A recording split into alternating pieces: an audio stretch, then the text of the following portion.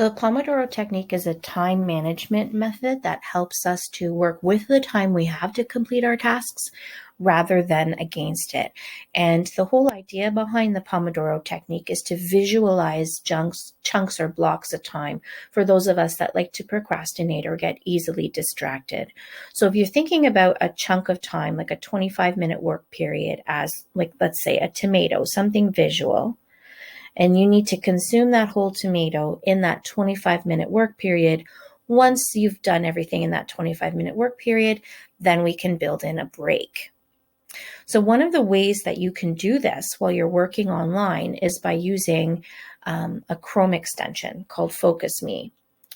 So what you're going to do is go to your Chrome web store.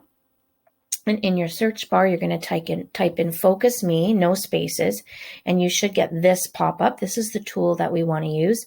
Now, there are tons of Pomodoro timer type apps, and you can try as many of them as you like. This one just happens to be my favorite because it also has a built-in web blocker, and I'll show you that in a minute.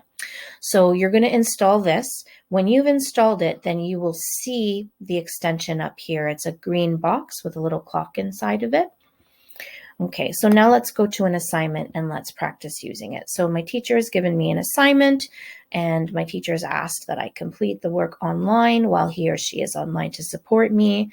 I tend to get distracted. I want to go on Facebook. I want to talk to my friends. I start staring at something outside of my window. I need a little bit of help to keep me on task. So I'm going to click on my FocusMe Chrome extension. And here is where we can set the parameters of our work period. So I've built in a 25-minute work period, but you can make that 25 minutes, 30 minutes, 10 minutes, 15 minutes, 1 hour, whatever it is that you feel you can manage. When you're setting that time period, make sure though that you can force yourself or push yourself to focus for that whole duration of time. And I can change it. I can make it 26 minutes. I can make it 25 minutes, all the way down to 5 minutes up to an hour. So I'm just going to stick with my 25-minute focus time. And then I'm going to set a 5-minute break time, which means after the 25 minutes is up, my timer is going to allow me 5 minutes to break and do whatever I'd like. Also, it has this really neat web blocker.